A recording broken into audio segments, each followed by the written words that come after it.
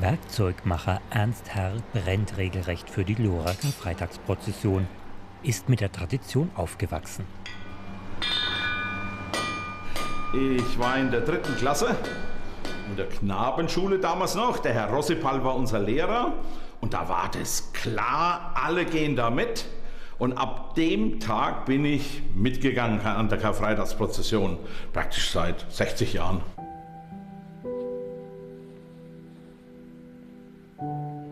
Das Jahr über stehen die Figuren in der Kapuzinerkirche.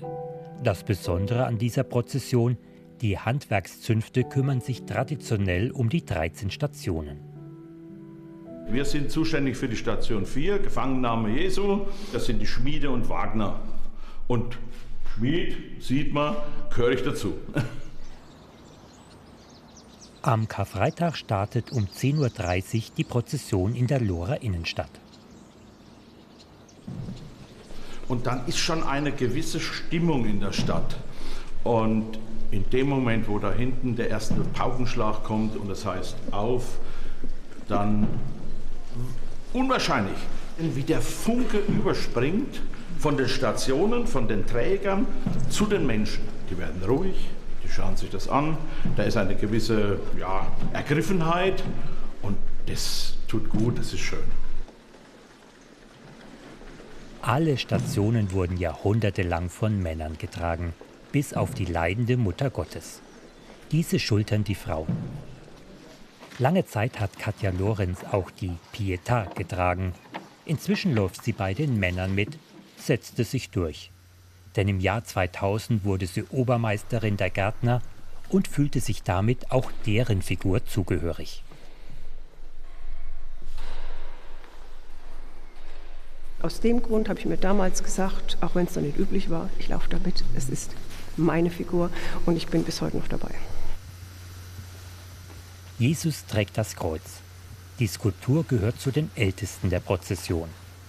Unsere Figur ist mit einem sehr natürlichen Farbe, ist ein sehr natürliches altes Holz, das natürlich Risse hat.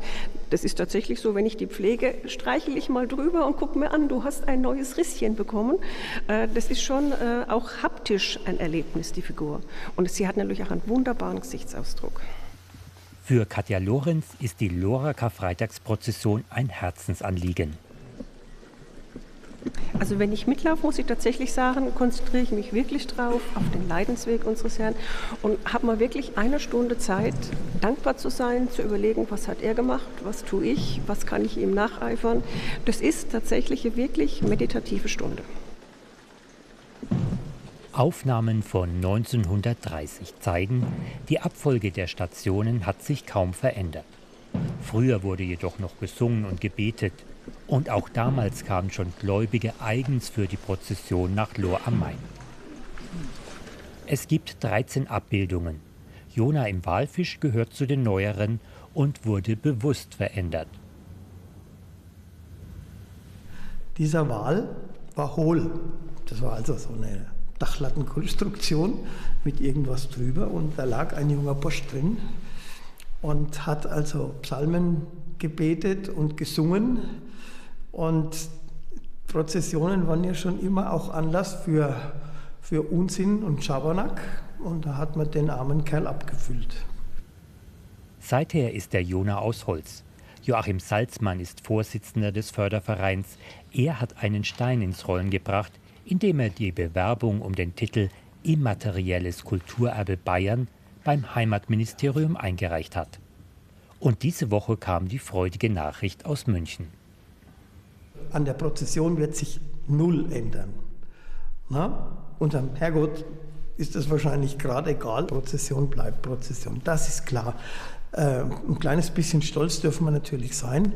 Und Titel ohne Mittel ist auch richtig, aber kommt dann wieder darauf an, was wir daraus machen. Der Förderverein will die Geschichte der Prozession wissenschaftlich ergründen lassen und hofft auf finanzielle Unterstützung. Und Werkzeugmacher Ernst Herr: Das Kulturerbe hebt natürlich das Ganze ein bisschen. Dann kommen vielleicht noch mehr Zuschauer, was ich gut finde. Die Ergriffenheit ist da. Also da geht keiner weg und sagt, das hat mich nicht berührt. Ernst Herr ist jedenfalls wieder dabei. Denn die Lorer Karfreitagsprozession schenkt ihm stets Kraft für das ganze Jahr.